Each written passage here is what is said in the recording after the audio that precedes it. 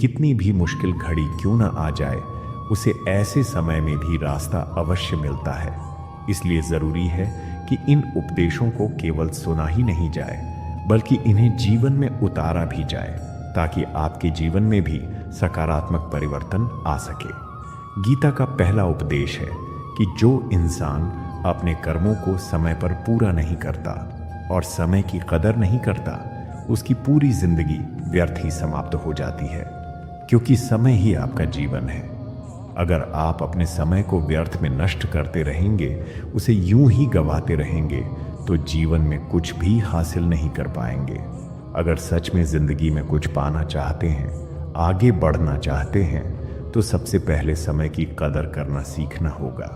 बहुत लोग यह सोचते रहते हैं कि अभी समय है, बाद में कर लेंगे, लेकिन यही सोच धीरे धीरे उनकी सबसे बड़ी कमजोरी बन जाती है।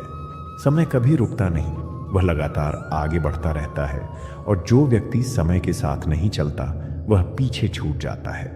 इसलिए जो भी कार्य आपके सामने है, उसे सही समय पर पूरा करना ही जीवन की सबसे बड़ी समझदारी है। गीता का दूसरा उपदेश है, हर इंसान के मन में कहीं ना कहीं मृत्यु का भय होता है, लेकिन इस भय में जीना व्यर्थ है। इस संसार के निर्माण के साथ ही जन्म और मृत्यु का चक्र चलता आ रहा है। यह प्रकृति का अटल नियम है, जिसे कोई भी बदल नहीं सकता। इसलिए मृत्यु से डरने के बजाय इस सत्य को स्वीकार करना चाहिए। जब इंसान यह समझ लेता है कि मृत्यु निश्चित है और उससे बचा नहीं जा सकता, तब उसके अंदर का भय धीरे धीरे समाप्त होने लगता है। वह भविष्य की चिंता और अनजाने डर में जीने के बजाय वर्तमान में जीना सीखता है। किसी को भी आने वाले पल के बारे में कुछ पता नहीं होता। यह जीवन अनिश्चित है, लेकिन इसी अनिश्चितता में ही जीवन की सच्चाई छिपी हुई है। अगर इंसान हर समय इस सोच में डूबा रहेगा कि आगे क्या होगा, कब क्या हो जाएगा, तो वह कभी भी शांति से जीवन नहीं जी पाएगा। इसलिए जरूरी है कि मृत्यु के भय को छोड़कर वर्तमान को स्वीकार किया जाए। जब इंसान वर्तमान में जीना शुरू करता है, तभी वह अपने समय का सही उपयोग कर पाता है और जीवन को सही दिशा दे पाता है। गीता का तीसरा उपदेश है कि बुरा इंसान कभी अपनी बुराई नहीं छोड़ता, चाहे आप उसके साथ कितना भी अच्छा व्यवहार क्यों न कर लें। वह आपको किसी न किसी रूप में तकलीफ अवश्य देगा। इसलिए जीवन में यह समझना बहुत जरूरी है कि हर व्यक्ति का स्वभाव अलग होता है और हर किसी के साथ एक जैसा व्यवहार करना हमेशा सही नहीं होता। जो जैसा है, उसके साथ वैसा ही व्यवहार करना चाहिए।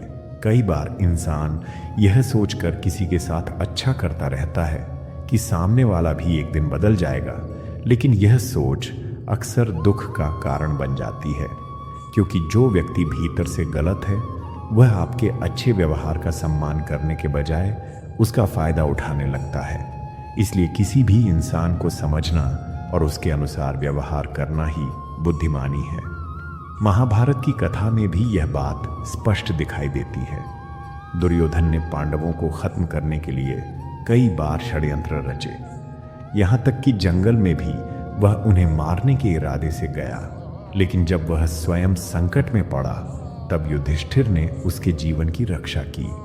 इसके बावजूद दुर्योधन ने अपनी बुराई नहीं छोड़ी और हमेशा पांडवों को नुकसान पहुंचाने की ही कोशिश करता रहा। इससे यह स्पष्ट होता है कि बुरे स्वभाव का व्यक्ति आपकी अच्छाई से नहीं बदलता। गीता का चौथा उपदेश यह बताता है कि आप जैसा अन्न ग्रहण करते हैं, वैसा ही आपका मन और आपकी बुद्धि बनती है, और उसी के अनुसार आपके कर्म और आचरण भी होते हैं। यदि मनुष्य सात्विक भोजन करता है, तो उसका मन भी शांत और सात्विक होता है। उसकी सोच शुद्ध होती है और उसका व्यवहार भी अच्छा होता है। भोजन केवल शरीर को ही नहीं, बल्कि मन और विचारों को भी प्रभावित करता है। श्री कृष्ण ने गीता में सात्विक, राजसी और तामसी आहार का विस्तार से वर्णन किया है।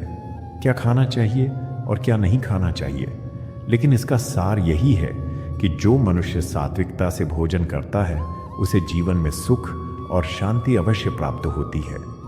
जब इंसान का मन शांत और संतुलित होता है, तभी वह सही निर्णय ले पाता है और अपने जीवन को सही दिशा में आगे बढ़ा सकता है। इसके विपरीत यदि भोजन अशुद्ध या असंतुलित होता है तो उसका प्रभाव सीधे मन पर पड़ता है, जिससे विचार भी अस्थिर हो जाते हैं और व्यवहार में भी नकारात्मकता आ जाती है। गीता का 5वां उपदेश हमें असली खुशी का अर्थ समझाता है। वह इंसान ही वास्तव में सफल माना जाता है जो अंदर से खुश रहता है। आज के समय में बहुत से लोग बाहर से खुश दिखाई देते हैं। उनके पास धन है, साधन है, नाम और सफलता भी है, लेकिन भीतर से वे अशांत रहते हैं। सच्ची सफलता केवल बाहरी उपलब्धियों से नहीं मापी जाती, बल्कि इस बात से मापी जाती है कि आपका मन कितना शांत और संतुष्ट है। अगर इंसान ने बहुत पैसा कमा लिया, बड़ी बड़ी उपलब्धियां हासिल कर लीं, लेकिन उसके भीतर शांति नहीं है, तो वह सफलता अधूरी है। असली खुशी तब मानी जाएगी जब इंसान का मन प्रसन्न हो, जब वह अपने जीवन से संतुष्ट हो और भीतर से शांति का अनुभव करे। यह खुशी किसी बाहरी चीज से नहीं, बल्कि अपने विचारों और जीवन शैली से आती है। गीता का 6वां उपदेश है कि जो चीज आपकी नहीं है उस पर कभी भी अधिकार नहीं जमाना चाहिए और न ही उस पर कब्जा करने की कोशिश करनी चाहिए।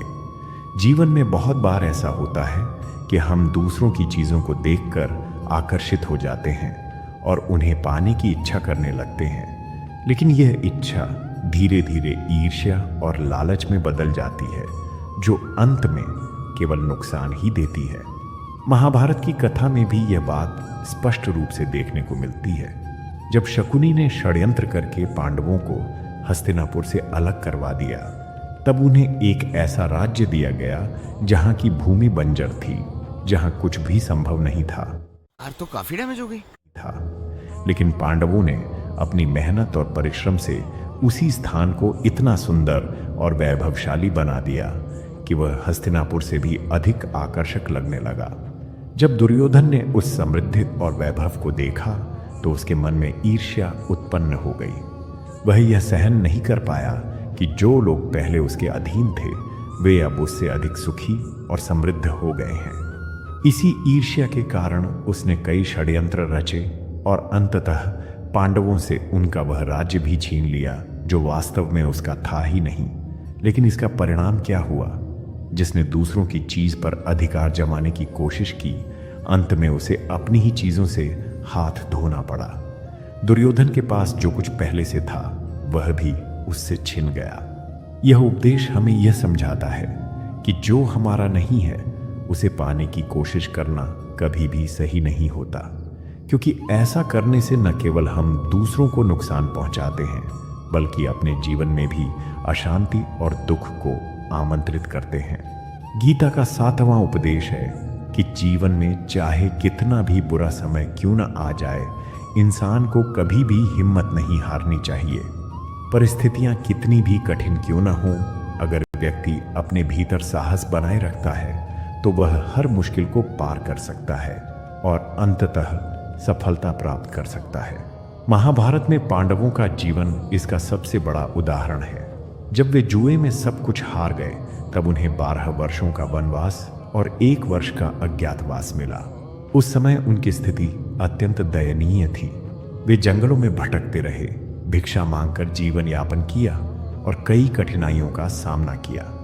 लेकिन इतनी कठिन परिस्थितियों के बावजूद उन्होंने कभी अपनी हिम्मत नहीं खोई। उन्होंने हर परिस्थिति का सामना धैर्य और साहस के साथ किया। यही कारण था कि अंत में विजय उन्हीं की हुई।